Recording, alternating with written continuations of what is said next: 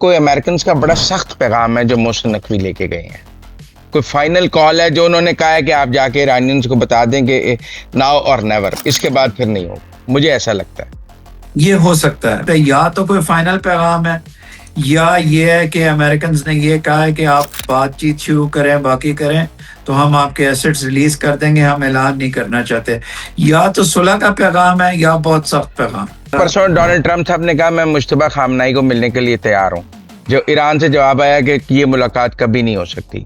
ठीक है, president Trump mix signals देते हैं ना। प्रेसिडेंट ट्रंप और अमेरिकन एडमिनिस्ट्रेशन के एक्ट्स जो हैं वो फर्क हैं, प्रोक्लेमेशंस फर्क हैं, तो इसलिए ईरान में भी डाउट्स हैं। कुवैत बहरीन पर मिसाइल चले, उन्होंने उनके रडार उड़ाए। अभी तक वो वाली लड़ाई नहीं हुई जो सीज फायर को परमानेंटली खराब करे और पीस प्रोसेस को नुकसान पहुंचाए। लेकिन मेरा ख्याल है पाकिस्तान अपनी ऐसी कोशिश करने लगा हुआ है सर। स्टेट ऑफ हॉर्मुज से जहाज गुजर रहे थे ईरानियंस की कोऑर्डिनेशन से। आज अमेरिकन ने 4 ऑयल टैंकर ईरानियन कोऑर्डिनेशन के बगैर गुजारने की कोशिश की, जहां से लड़ाई शुरू हुई। जी बिल्कुल डिलिबरेट है, ये अमेरिकन की तरफ से डिलिबरेट है। नहीं तो क्या यूएई ने अमेरिकन को अपनी बेसिस इस्तेमाल करने से रोक दिया है और कुवैत और बहरीन की बेसिस यूज हो रही हैं? और यूएई कहता हो कि मैंने सफर बहुत किया है, प्लीज अब मेरे बेसिस यूज ना करें। और कतर और सऊदी अरब की तो सुलह चल रही है ईरान के साथ, उसके बारे में तो वो तो ठीक चल रहे हैं इस वक्त, मुझे लगता है। मेरा ख्याल है जी कतर और सऊदी अरेबिया ने और किसी हद तक सर ओमान ने, इन तीनों ने ये स्टांस ले लिया है, ये स्टैंड ले लिया है कि वो इस जंग में इस्तेमाल नहीं होंगे। हाँ, लेकिन फिर किधर से हो सकता है अगर ईरान ने नहीं मारा तो? बीच में सर थर्ड पार्टीज हो सकती हैं, मोसाद हो सकती है, इजराइल की हमदर्दी रखने वाले ग्रुप्स हो सकते हैं। अस्सलाम वालेकुम नाज़रीन, मुज़म्मिल सरवर्दी के ऑफिशियल यूट्यूब चैनल के साथ मैं हूं मुज़म्मिल सरवर्दी। काफ़ी दिनों की गैर हाजिरी के बाद इमरान अली साहब दोबारा गिरफ्तार हो चुके हैं और हमारे साथ मौजूद हैं। अस्सलाम वालेकुम इमरान साहब, क्या हाल है? ठीक ठाक हैं? अस्सलाम वालेकुम सर। सर बिल्कुल ठीक ठाक सर। सर आपने काफ़ी छुट्टियां मनाई हैं सर। सर इमरान साहब, वो आप अपडेटेड तो होंगे ना? सुबह तो लड़ाई हो गई, वो 4 ऑयल टैंकर्स गुजरना चाहते थे, ईरान ने उनको रोका। उसके बाद कुवैत बहरीन पर मिसाइल चले, उन्होंने उनके रडार उड़ाए। तो सुबह तो लड़ाई हुई, लेकिन अभी शाम को जो है मोहसिन नकवी साहब जो हैं वो रात शाम को तेहरान चले गए हैं उस लड़ाई के बाद। क्या देख रहे हैं आप? सर ये जो लड़ाई है ना, है तो बड़ी सीरियस अटैक्स हैं, लेकिन सस्पेंड हो गए। अभी तक वो वाली लड़ाई नहीं हुई जो सीज फायर को परमानेंटली खराब करे और पीस प्रोसेस को नुकसान पहुंचाए, तो वो वाली नहीं हुई। लेकिन हालात टेंस हैं। लेकिन मेरा ख्याल है पाकिस्तान अपनी ऐसी कोशिश करने लगा हुआ है सर, और इसीलिए मोहसिन नकवी साहब के हैं। नहीं, पर मेरा मतलब है कि स्टेट ऑफ हॉर्मुज से जहाज गुजर रहे थे ईरानियंस की कोऑर्डिनेशन से। आज अमेरिकन ने 4 ऑयल टैंकर ईरानियन कोऑर्डिनेशन के बगैर गुजारने की कोशिश की, जहां से लड़ाई शुरू हुई। आपको क्या लगता है, अमेरिकन ने डिलिबरेटली कोशिश की ताकि वो अपना चेक कर सकें टेम्परेचर? जी बिल्कुल डिलिबरेट है, ये अमेरिकन की तरफ से डिलिबरेट है। ये जितनी कहानियां आप सुन रहे हैं एक्सियोस पे, बाकी के नेतन्याहू की लड़ाई हुई ट्रंप के साथ और बाद में ट्रंप साहब भी उसको कंफर्मेशन में, this is all nonsense. They are all on the same page. और ये इजराइल इस वक्त मैनिपुलेट कर रहा है अमेरिका को, और प्रेसिडेंट ट्रंप का अमेरिका, कम से कम मेरी तो यही थी, मैं गलत था। मैं समझता था कि प्रेसिडेंट ट्रंप का अमेरिका ज्यादा स्ट्रांग है आम प्रेसिडेंट से, और वो खड़े हो जाएंगे। लेकिन मुझे लगता है कि वो बहुत ज्यादा इजरायली ब्लैकमेल में आते हैं। अच्छा, लोग बड़ा सवाल कर रहे हैं कि कुवैत और बहरीन पे मिसाइल दूसरी बार मारे हैं, यूएई पे नहीं मारता ईरान, सुलह हो गई यूएई से? सर ये तो ईरान बेहतर बता सकता है, लेकिन मुझे लगता है कि कोई बातचीत हुई है, कोई कोई कोई टॉक्स हुई हैं, कोई किसी किस्म की एग्रीमेंट या बिहाइंड द सीन्स कुछ हुआ है, या ईरान ये सोच रहा है कि यूएई के बेसिस इस्तेमाल नहीं हुए, बहरीन और कुवैत के सिर्फ इस्तेमाल हुए हैं। तो ये पॉसिबिलिटीज हो सकती हैं ईरान की थिंकिंग में, और ईरान को क्या पता किसी ऐसी चीज का पता हो, क्योंकि अदरवाइज यूएई पे भी अटैक होता। आप बिल्कुल सही कह रहे हैं। नहीं तो क्या यूएई ने अमेरिकन को अपनी बेसेस इस्तेमाल करने से रोक दिया है और कुवैत और बहरीन की बेसेस यूज हो रही हैं? क्या पता सर, क्या पता, यूएई ने ना रोको। यूएई कहता हो कि मैंने सफर बहुत किया है, प्लीज हम्म। अब मेरे बेसिस यूज ना करें, या वहां से सोल्जर्स डीमोबिलाइज हो गए थे और होटल्स में आ गए थे, हो हम्म। सकता है कि वो बेस इन ऑपरेशनल हो गई हो। अच्छा, कुवैत तो बेचारा कमजोर मुल्क बहुत ही, उसके साथ उसका एयरपोर्ट उड़ गया बेचारा छोटा, आज भी 9 बैलिस्टिक मिसाइल उसके ऊपर पड़े हैं। कुवैत पर ज्यादा नहीं हो गया? सर मेरा ख्याल है कि ये बात अब ये ज्यादा हो रही है और ये ज्यादा गलत तरफ जा रही है, क्योंकि देखिए जब पहले ये जंग शुरू हुई थी तो ईरान के पास सिर्फ एक रिस्पांस का प्लेटफॉर्म था, और वो ये था कि इन बेसिस पे हमला करे। अब ईरान के पास ऑल्टरनेट भी है, हम्म। ऑल्टरनेट आपने हुर्मुज है। तो मेरा ख्याल है ईरान को अब वो जो प्ले बुक उसकी है कि मैं सीधा गल्फ के ऊपर अटैक करूंगा, उसको भी देखना चाहिए। जब तक कोई ऐसी इंटेलिजेंस ना हो जो हमें ना पता हो, किसी हम्म। कोऑपरेशन की वजह से कोई मिसाइल वहां से फायर हुआ हो, अगर नहीं हुआ तो ईरान को अब कुवैत और बहरीन पे अटैक नहीं करना चाहिए, क्योंकि जंग के बाद जो सूरत हाल होगी उसमें चांस पैदा हो रहा था जीसीसी और ईरान के दरमियान एक एक मोडस विवेंडी का। तो इस तरह तो आप फिर जीसीसी को डिवाइड कर देंगे, तीन हिस्सों में जीसीसी डिवाइड हो जाएगी, वही टेंशन रहेगी फिर। और कतर और सऊदी अरब की तो सुलह चल रही है ईरान के साथ, उसके बारे में तो वो तो ठीक चल रहे हैं इस वक्त मुझे लगता है। मेरा ख्याल है जी कतर और सऊदी अरेबिया ने और किसी हद तक सर ओमान ने, इन हम्म। तीनों ने ये स्टांस ले लिया है, ये स्टैंड ले लिया है कि वो इस जंग में इस्तेमाल नहीं होंगे। अच्छा, लेकिन ओमान पर तो पिछले दिनों एक मिसाइल गिरा है जो उनकी ऑयल डिस्पोजल वो लोडिंग फैसिलिटी पे गिरा है, वो किधर से है? वो अगर तो ईरान की तरफ से गिरा है तो बहुत अफसोस की, बहुत बड़ी अजीब सी बात है, क्योंकि ईरान और ओमान के ताल्लुकात ट्रेडिशनली बहुत अच्छे हैं। हाँ, लेकिन फिर किधर से हो सकता है अगर ईरान ने नहीं मारा तो? बीच में से थर्ड पार्टीज हो सकती हैं, मोसाद हो सकती है, इसराइल के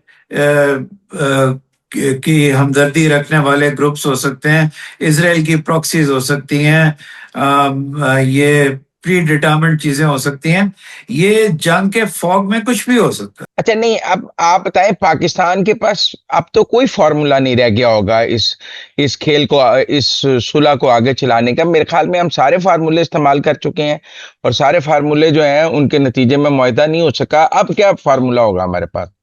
एग्जॉस्ट नहीं हो गए? पाकिस्तान तकरीबन नियर एग्जॉस्शन पे पहुंच चुका है। हम्म। बिल्कुल आप दुरुस्त कह रहे हैं। पाकिस्तान की, अगर ये इंटीरियर मिनिस्टर तीसरे विजिट पे जा रहे हैं, ये हम्म। पाकिस्तान की लास्ट डिच एफर्ट है ईरान को कुछ समझाने की। हम्म। शायद ये बताना हो कि आप 50% फ्रोजन एसेट्स की जगह आप 30% की बात करें। शायद ये समझाना हो कि प्लीज आप गल्फ पे भी अटैक मत करें, हम्म। गल्फ की सॉलिडेरिटी खराब हो रही है। या ये बताना हो कि अमेरिका कोई बताना हो कि अमेरिका कोई और चीज अटेम्प्ट कर रहा है, तो पाकिस्तान वही ईरान को समझाने के लिए गया। और फिर बात वीडियो कॉल के जरिए नहीं हो रही, बात साइफर के जरिए नहीं हो रही, बात टेलीफोन के जरिए नहीं हो रही। ईरान के साथ पाकिस्तान फेस टू फेस बात करता है, और फ्रॉम द हाईएस्ट लेवल जो हैं चीफ ऑफ डिफेंस फोर्सेस, जो मेन इंटरलोक्यूटर हैं इस सारे प्रोसेस के, और प्राइम मिनिस्टर दोनों ने ब्रीफ किया होगा, और तीसरी दफा वो जा रहे हैं। उम्मीद रखनी चाहिए, लेकिन पाकिस्तान अपने एंड पे पहुंच चुका है डिप्लोमेसी के। तो अब इस अगर आप नाकाम होते हैं तो आपको आगे क्या नजर आता है? देखिए नाकाम होंगे सर तो आगे फिर थोड़ा सा ये फायर पावर का मुजाहरा होगा, और उसके हम्म। बाद फिर एमओयू साइन हो जाएगा। एमओयू साइन किए बगैर तो आगे नहीं जा सकते। एक सूरत हाल ये थी जो लोग डिलिब्रेट कर रहे थे कि इसी तरह एक अनईजी काम जो पहले लिबिया में कुछ अरसा हुआ, लिबिया खत्म, एज वी नो लिबिया उस तरह सरवाइव करने किए बगैर, या इराक में हुआ, किसी जगह हुआ, कि एक अनईजी काम होगा, उसके बाद फिर कोई जंग, और ये एक इंस्टेबिलिटी रहेगी। लेकिन वो प्रेसिडेंट ट्रंप को बहुत बुरी लाइट में शो करता है। फिर प्रेसिडेंट ट्रंप का ये पता चलता है कि वो कामयाब वो कामयाब नहीं हुए पीस करने में, और ये उनका लेगेसी का इशू है जो वो नहीं छोड़ेंगे। इसलिए मेरा ख्याल है कि कोई ना कोई मुआहदा जरूर होगा। नहीं, पर मुझे तो लगता है कोई ना कोई जंग जरूर होगी। आप कहते हैं कोई ना कोई मुआहदा जरूर होगा। मुझे लगता है कि आप जरा ज्यादा शिद्दत वाली जंग होगी, ज्यादा बमबारी होगी, ज्यादा सख्त बम यूज किए जाएंगे, ज्यादा अटैक्स होंगे। इस बार वो कोशिश करेंगे कि जो लास्ट टाइम लीनियंसी दिखाई गई है वो अब ना दिखाई जाए, सिविलियन टारगेट्स के हवाले से, दूसरे तीसरा। अगर तो जी वो कामयाब हो जाए, ईरान की जो आईआरजीसी की लीडरशिप है उसको फोर्स करने में कि वो अटैक ना करे गल्फ की रियासतों पे और अपना हुर्मुज में, फिर तो ठीक है। अगर कोई ऐसा प्लान अमेरिका के पास है फिर जंग होगी।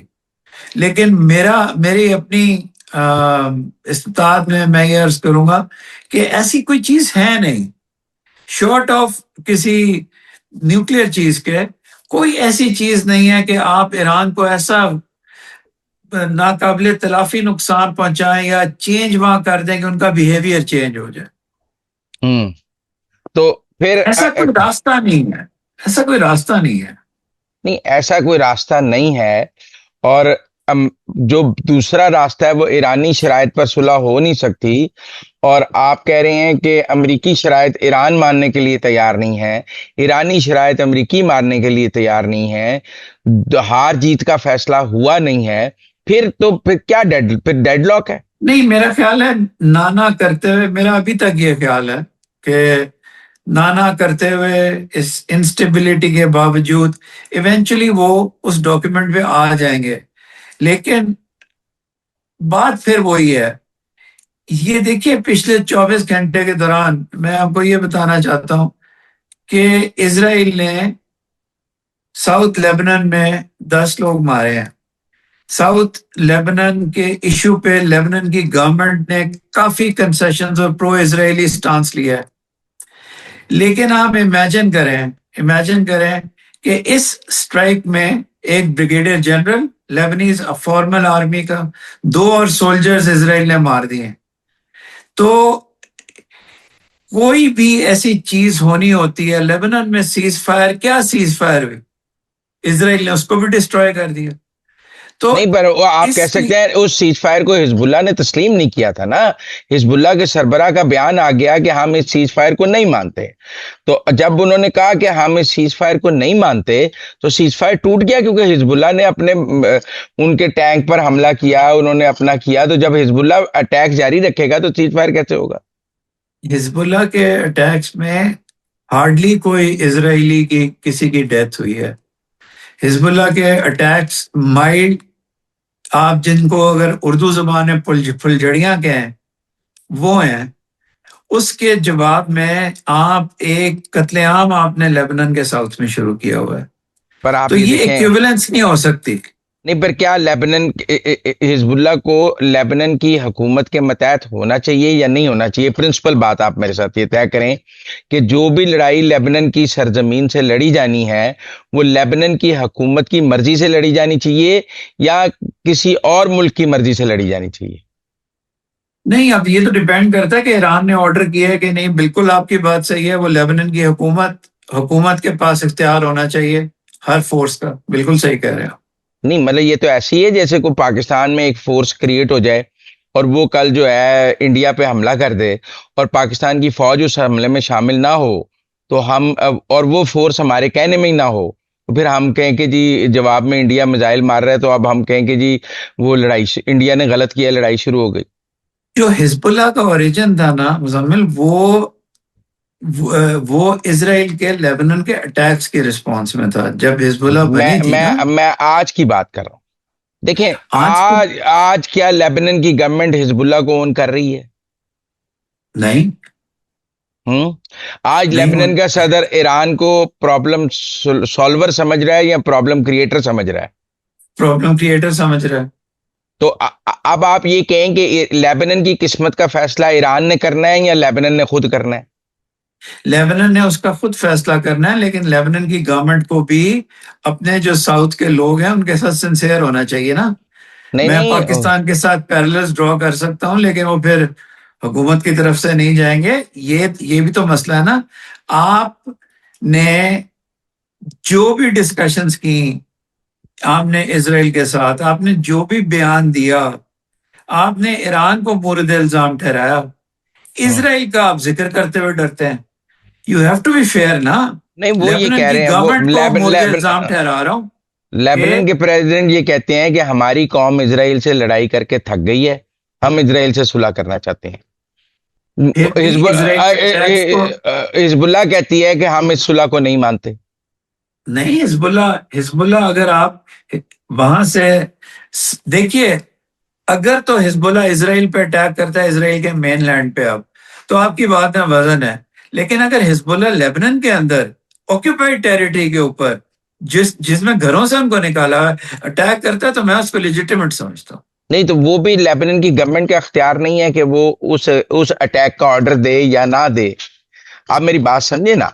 वो अगर लेबनान का कोई हिस्सा इसराइल ने कब्जा किया है, उसको छुड़ाने का फैसला भी लेबनान की हुकूमत का फैसला होगा या किसी third state non state actor का होगा।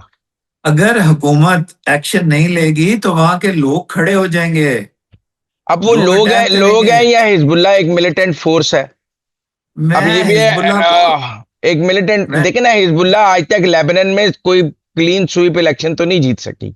बिल्कुल सही कह रहे हैं। ठीक है ना। उनकी सपोर्ट 20-25% से ऊपर नहीं कभी भी इलेक्शन सपोर्ट हो सकी। 20% सीटें ही उन्होंने जीती हैं, तो मेजोरिटी तो लेबनान की फिर एंटी हिजबुल्लाह हुई। लेकिन आप ये देखें ना कि साउथ लेबनान में क्या स्कोर है। आप लेबनान पूरे को देखें एक तरफ, और एक तरफ एक एरिया को देखें।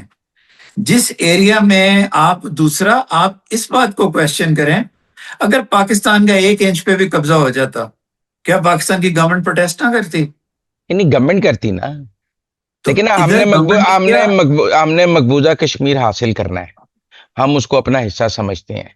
हाफिज सईद साहब को इजाजत है कि वो एक जत्था लेके मकबूजा कश्मीर पे हमला कर दें? इसी जमाने में थी। नहीं। और इसी जमाने में थी। हम वो एक इंडिजिनस फोर्स के वादे आज नहीं है ना, आप समझे। वो लेजिटिमाइज नहीं हो सकी। उस वो चीज आप तो। इस बात, मकबूजा कश्मीर तो एक इस वक्त उनके पास है ना। आप हम्म, फर्ज करेंगे आजाद कश्मीर के 100 मील के ऊपर इंडिया कब्जा कर लेता, क्या पाकिस्तान रिस्पॉन्ड करता? पाकिस्तान का हाफिज सईद तो रिस्पॉन्ड बाद में आता, पहले तो हम मार जाते हैं ना सारे। तो रिस्पॉन्ड करने का राइट पाकिस्तान और पाकिस्तान की फोर्सेस का है, किसी नॉन स्टेट एक्टर का नहीं। लेकिन can you imagine a situation जिसमें पाकिस्तान रिस्पॉन्ड ना करता? वो एक अलग बात है। लेबनान रिस्पॉन्ड नहीं कर रहा। देखें, लेबनान रिस्पॉन्ड कर रहा है या नहीं कर रहा है, ये लेबनान की अवाम और लेबनान की हुकूमत का मामला है। लेबनान ने मदद मांगी है ईरान से कि आके हमारी जगह लड़ें? नहीं, उन्होंने नहीं मांगी, लेकिन हिजबुल्लाह के लोग लेबनान के सिटीजन हैं। नहीं, पर वो देखिए ना, लेबनान ने ईरान के एम्बेसडर को पर्सोना नॉन ग्राटा करार दे के निकाला। उन्होंने कहा मैं नहीं जाता, मैं बैठा हूं। ये हो सकता है? ये कॉम्प्लेक्सिटीज हैं। यही नहीं। सॉवरेंटी का लेबनान की गवर्नमेंट का सॉवरेन नहीं है। सॉवरेन अगर एक एम्बेसडर को नहीं निकाल सकती, उसने इसराइल को क्या तो क्या, क्या उसको फेस मतलब करना? जितनी उसकी सॉवरेनिटी को इसराइल नुकसान पहुंचा रहा है, उतनी उसकी सॉवरेनिटी को आपके ईरान भी नुकसान पहुंचा रहा नहीं, इसराइल ज्यादा नुकसान पहुंचा रहा है। मुकाबला नहीं किया जा सकता। इसराइल एक ऑक्यूपेशन फोर्स है। ईरान अगर हिजबुल्लाह को सपोर्ट भी करता है तो that is something else. Israel is in occupation of Lebanon. है। कोई सुन रहे हैं कि लेबनान आर्म्ड फोर्सेस के सरबराह भी पाकिस्तान आ रहे हैं? भाई, बड़ी खबरें चल रही सोशल मीडिया पे।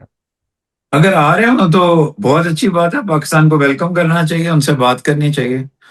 अगर कोई डिफेंस कोऑपरेशन चाहिए पाकिस्तान की, Pakistan is the country of choice आजकल, जो हम्म। रीजनेबल अमाउंट में क्वालिटी की चीजें दे सकता है। तो हो सकता है वो आ रहे हो सकता है पाकिस्तान की इंटरवेंशन चाह रहे हो इस हम्म। मामले में। हो सकता है पाकिस्तान से डिस्कस, एज प्राइम मीडिएटर है पाकिस्तान, तो इस हम्म। बिल्कुल डिस्कस करने आ सकते हैं हम। अच्छा, अब एक सिनेरियो ये है कि ईरान नहीं मानता और वो स्ट्रेट ऑफ हुर्मुज बंद रखता है, और वो कहता है कि जाएं, और अमेरिका स्ट्रेट ऑफ हुर्मुज खुला नहीं सकता, और एक स्टेलमेट है। तो ये स्टेलमेट कितना अरसा चल सकता है? ये स्टेलमेट भी बहुत अरसा नहीं चल सकता। उसकी वजह यह है कि इसके अंदर फिर कोई एस्केलेशन हो जाएगी, या ईरान की तरफ से एस्केलेशन हो जाएगी या अमेरिका की तरफ से एस्केलेशन होगी, और मामला हाथ से निकल जाएगा। फिर बड़ी सख्त रिस्पॉन्स होगी, और फिर पूरी दुनिया पछताएगी कि उसने second round of talks Pakistan में क्यों नहीं किया, क्यों अना का मसला बना, और अब भी क्यों नहीं कर रहे। मैं फिर कह रहा हूं, पता नहीं पाकिस्तानी गवर्नमेंट का क्या स्टांस है। पाकिस्तानी गवर्नमेंट को बजाय कि ये मैसेजिंग सिर्फ करे पाकिस्तानी गवर्नमेंट को। आई एम श्योर कहा होगा कि बराए मेहरबानी तशरीफ ले आए, एक दूसरे से डायरेक्टली बात कर लें सरीना में। वो ये ईरानियंस नहीं तैयार ना सामने आके बैठ के नहीं, बात आप करने। तैयार हैं, आप तैयार हैं। वो सेकंड राउंड के उस वक्त नहीं आए थे, अब इरानियंस तैयार हैं। अब अमरीकी जो है वो इसराइल के कहने पे कॉस्ट बढ़ा रहे हैं इस वक्त। नहीं, पर मेरा मतलब है कि अमेरिकी क्या कॉस्ट बढ़ा रहे हैं। अमरीकी ईरान पे अटैक करें, ईरान की कॉस्ट बढ़ा रहे हैं। अमरीकियों ने पहले क्लियर सिग्नल दिया था कि सैंक्शंस रिलीफ मिलेगा। अब प्रेसिडेंट ट्रम्प पैसे नहीं देना चाहते।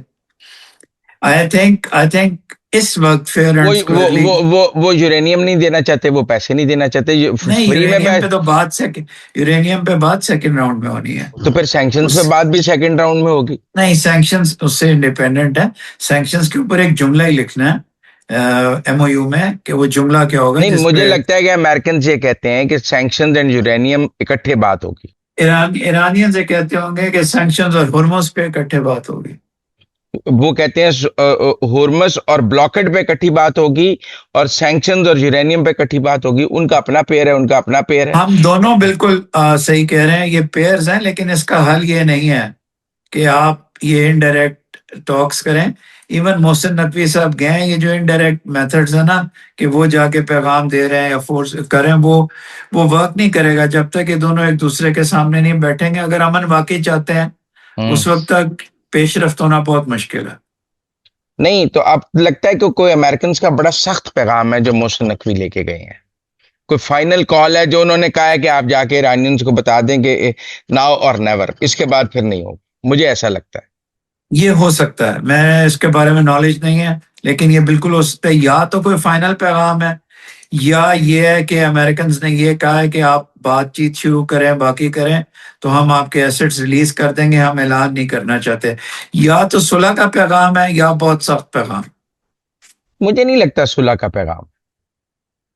Could be sir, could be. मैं और क्योंकि आप देखें ना, अ, परसों डोनाल्ड ट्रंप साहब ने कहा मैं मुश्तबा खामनाई को मिलने के लिए तैयार हूं। जो ईरान से जवाब आया कि ये मुलाकात कभी नहीं हो सकती। तो फिर जब मुलाकात हो ही नहीं सकती तो फिर रिलीफ सैंक्शंस का, फ्रोजन एसेट्स का, मतलब अगर उन्होंने सैंक्शंस लिफ्ट करनी है, फ्रोजन एसेट्स लिफ्ट करनी है, तो जवाब में आप मुलाकात भी करने को तैयार नहीं है, तो वो मेरा मतलब सदका वो क्यों करेंगे।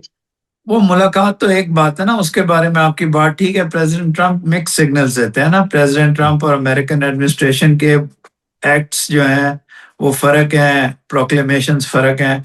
तो इसलिए इसलिए ईरान में भी डाउट्स हैं। ये बात सही है कि उनको कैटेगोरिकली रिजेक्ट नहीं करना चाहिए था हम्म। ये मिलने का, लेकिन ये ईरान का स्टांस है, क्योंकि वो अग्रीव पार्टी समझते हैं अपने आप को जंग में। नहीं, फिर जब वो अमेरिका के साथ बैठने को तैयार नहीं है, और फिर अमेरिका से मुआहदा भी कैसे होगा। सर, बैठना और चीज है। बैठने में दोनों की तरफ से प्रेसिडेंट्स और वो तो नहीं, सुप्रीम लीडर्स तो नहीं आते। प्रेसिडेंट टू प्रेसिडेंट मिल सकते हैं, president of Iran president of US से मिल सकते हैं। ये तो एक स्पिरिचुअल होता है, और पता नहीं सेहत की किस हालत में है। सो देयरफॉर इससे ज्यादा आई थिंक बेटर सेंस दोनों साइड से प्रिवेल करनी चाहिए। पाकिस्तान को, मेरा अपना ख्याल है, बजाय कि पाकिस्तान गोलमोल जवाब दे रहा है, पाकिस्तान को फॉर्मली कॉल ऑन करना चाहिए in televised address both Iran and the US to travel to Islamabad to talk। फिर हम पोजीशन एस्क्राइब कर सकेंगे, रिस्पॉन्सिबिलिटी कर सकेंगे कि इनमें से कौन बातचीत करने के लिए नहीं आया। नहीं, पर देखे ना जी, लास्ट टाइम अमेरिकन के जहाज तैयार थे, ईरानियंस ने इनकार किया। वो एक और स्टेज थी, अब एक और स्टेज है। अच्छा, अब आपका ख्याल है ईरानियंस आ जाएंगे। जी, नहीं, आई एम पर श्योर। मुझे ऐसा लगता है कि ईरानियंस ये समझते हैं कि they in war they are in a very better position. American के पास कोई कार्ड नहीं है स्टेट ऑफ हॉर्मस खुलाने के लिए। अमेरिकन के पास कोई कार्ड नहीं है मेन ईरान लैंड पे हमला करने के लिए। अमेरिकन के पास कोई कार्ड नहीं है उनको उनको डिसमेंटल, उनकी रजीम को डिसमेंटल करने के लिए। तो लिहाजा जो पेन थी उन्होंने काट ली। नाउ अमेरिका इसके पास कोई, उनको क्या कर सकता है अमेरिका, उनका they are in a very better position in war, तो वो क्यों अमेरिका की बात माने। अमेरिका एक चीज कर सकता है। अमेरिका, ईरान को ये पता होना चाहिए कि अमेरिका जो उनके एक आइलैंड है और उसके पास जो रीजन है जहां वो अभी अटैक करें, अगर अमेरिका ने उसके ऊपर मैसिव बॉम्बिंग करके उसको डिस्ट्रॉय कर दिया, तो उनके तमाम न्यूक्लियर इंफ्रास्ट्रक्चर, मिसाइल इंफ्रास्ट्रक्चर, बाकी चीजें वहां हैं। अमेरिका अगर मेन ईरान को ना भी टारगेट करे, उस आइलैंड को खर्क की बात सिवियर कर रहे हैं हम, बॉम्बिंग। हाँ जी। आप जहां उसको से वो ऑयल एक्सपोर्ट करते हैं। मार्क MERX उसका नाम है, हम्म। जिस पे सुबह अटैक किया है और कल अटैक किया है अमेरिका ने। हम्म। अमेरिका एक्चुअली इसराइल के कहने पे उनके इंफ्रास्ट्रक्चर को टारगेट कर रहा है इस वक्त, जो जितना टाइम बाकी बचा है। मैं चूंकि इसराइल को जानता हूँ, हम्म। मैं मेरा ये ख्याल है कि इन कुछ डेज में लेबनान में शदीद नुकसान पहुंचाने के बाद, और ईरान को उस के आइलैंड पे और इन फैसिलिटीज को डैमेज करने के बाद अमेरिका जो है वो MOU पे मान जाएगा, लेकिन फिर यही होगा, फिर ईरान शायद ना माने। तो ये इन दोनों का ये जो रवैया है, और इसमें कम्युनिकेशन गैप बहुत है, इसमें एक दूसरे की परसेप्शंस का गैप बहुत है, और इसमें पाकिस्तान सामने बैठ के दोनों से बात नहीं कर सकता। जो फर्स्ट राउंड में पाकिस्तान ने बात की थी, पाकिस्तान के सीनियर ऑफिसर्स इन्वॉल्व थे उसके अंदर। मैं ये समझता हूँ कि ईरान को भी अगर ये गलत फहमी है कि वो कोई परमानेंटली बेहतर पोजीशन में है, तो US इस बैलेंस को टिल्ट कर सकता है। और जहां तक अमेरिका का ताल्लुकात है, वो इसराइल की कठपुतली बनता रहे। American prestige, American dominance severely damage हो गई है, उनको भी इसको रिट्रीव करना चाहिए। और पीस में जो विक्ट्री होती है, प्रेसिडेंट ट्रंप को पता होना चाहिए, उसके बहुत फायदे होते हैं। नहीं, पर उन्हें एक विक्ट्री ट्रॉफी चाहिए ना, वो विक्ट्री ट्रॉफी तो नहीं मिल रही ना डोनाल्ड ट्रंप को पीस में। विक्ट्री ट्रॉफी जी, जब वो 12-15 साल के लिए ईरान मोस्ट प्रोबेबली मानने को तैयार है न्यूक्लियर इन्रिचमेंट ना करने पे, वो ओबामा से बहुत बेहतर है। तो ओबामा से बेहतर चाहते हैं ना ये। तो ये हो सकता है। बाकी अगर आप नया उर्मुस को लें, तो वो आप ओबामा से बेहतर कभी भी नहीं कर सकते। अब नया उर्मुस खुली हुई थी जंग से पहले, आप मान लें, तो वो नहीं, तो पर वो इट्स आप गॉट देखे ना, इन। चंद दिन पहले डोनाल्ड ट्रंप साहब ने ब्लॉकेट खत्म करने का ऐलान किया था, आपको याद है? ट्वीट किया था कि मैं खोल रहा जी हूँ। किया था, लेकिन किया जवाब था। में ईरान ने कहा था हम स्टेट ऑफ हॉर्मस नहीं खोल रहे जब तक कोई फाइनल एक्चुअली एग्रीमेंट नहीं होगा। तो फिर उसके बाद उन्होंने ब्लॉकेट नहीं हटाया। नहीं, फिर ये तो फिर ना, दोनों अगर ये बात दुरुस्त है, तो फिर दोनों ऐसी एक जिद कर रहे हैं। हम्म। एक्चुअली बहुत आसानी से ये हो सकता है। मेरा ये ख्याल है, जो मेरी इंफॉर्मेशन है, कि ईरान अब नए हॉर्मुज़ खोलने पे तैयार था, लेकिन अपनी और ओमान की जो एक लीगल उसके ऊपर सॉवरेंटी है, उसको डू अवे करने के लिए तैयार नहीं था, उसको फोर्सेक करने के लिए नहीं वो तैयार कह रहे था। थे कि हमारी जो है सार्जेंट का किरदार हमारा रहेगा। हम जी, कहेंगे कौन सा शिप एग्जैक्टली यही आना, हम हम अभी कौन सा खोल शिप देंगे। गुजरेगा, जो कौन सा शिप गुजरेगा इसका फैसला हम करेंगे। जी, अभी हम खोल देंगे, लेकिन हम अपनी सॉवरेंटी को सीड नहीं कर सकते। आई थिंक अब ना हुर्मुज ईरान को खोलनी पड़ेगी। कब? इसके ऊपर इंटरनेशनल कंसेंसस है। ईरान नहीं, को इस पे पर पीछे हटना पड़ेगा। कोई इंटरनेशनल प्रेशर नहीं है। यूरोप खामोश नहीं है, सब खामोश है नहीं कि नहीं, कोई कोई कंसेंसस है। उनकी उनकी चौधराहट कोई लॉन्ग टर्म नहीं मानने लगा नहीं नहीं, देखिए, ईरान की। आप ये बताएं कि जितने 100 कंट्रीज आबनाए हुर्मुज से इफेक्टेड है, 100 के 100 ने मिलकर ईरान से बात की है? नहीं। लेकिन उन्होंने जनरली जो अनाउंसमेंट्स किए हैं, जो पब्लिक पॉलिसी है इन तमाम गवर्नमेंट्स की, वो यही है कि अब ना हुर्मुज खुल ही रहे। नहीं, पर अगर 100 मुल्क मिलकर ईरान से बात करेंगे तो ईरान पे प्रेशर होगा, ऐसे तो कोई प्रेशर नहीं है ईरान पे। बात की है, इनका एक कोalition बनी थी यूके वाली, उसने भी बात की थी। बात करना और है, खुलवाना और है, क्योंकि जंग इमोरल है ईरान के ऊपर, इसलिए लोग अब पूरी साइड नहीं ले सकते। ये अब फैसला इन्हीं दोनों ने करना है। और मैं आपको बता दूं, और ये पाकिस्तान के होते हुए ही होगा।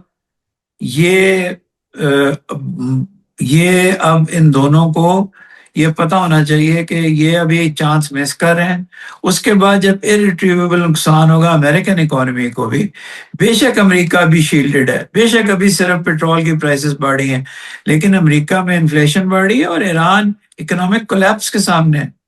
तो इन दोनों को ये पता होना चाहिए कि ये नहीं चलेगा।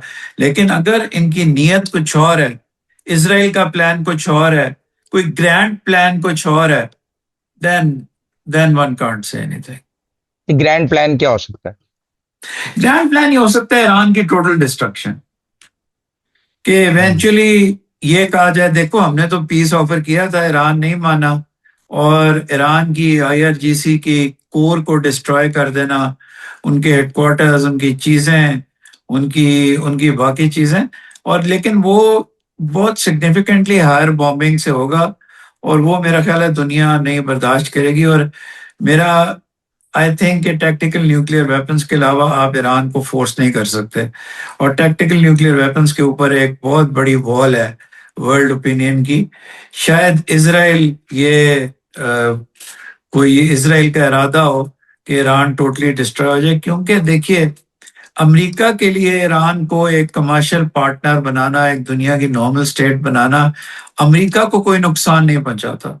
लेकिन ईरान अगर एक नॉर्मल कमर्शियल कॉमर्स में जाए, ट्रेड करे, ऑयल बेचे, एक नॉर्मल स्टेट बने, थ्राइविंग स्टेट बने, वो इसराइल को, मेरा ख्याल है जो पैरानोया है इसराइल का, वो इसराइल को कबूल नहीं है। नहीं, पर ये बात ईरान को समझ होनी चाहिए और उसको अमेरिका के साथ एग्रीमेंट करने की तरफ कदम बढ़ाना चाहिए। वो तो अमेरिका के बढ़े हुए कदम को पीछे करता है। नहीं, इस तरह नहीं है। अमेरिका ने भी बढ़े हुए कदमों को बहुत चेंज किया है। मैं आपकी बात मानता हूं, जब सेकंड राउंड पे ईरान ने आने से इनकार किया, उस इवेंट को आप पॉइंट ऑफ टाइम में लें तो ईरान कसूरवार है। लेकिन अब आप जनरली उसके बाद के हालात देखें, इफ्स एंड बट्स उसके बाद की देखें, तो उसमें अमेरिका का ज्यादा कसूर है उस इवेंट के बाद। बहुत शुक्रिया इमरान साहब हमारे साथ बात करने का। It was pleasure talking to you. Thank you very much. Thank you very much sir. Thank you.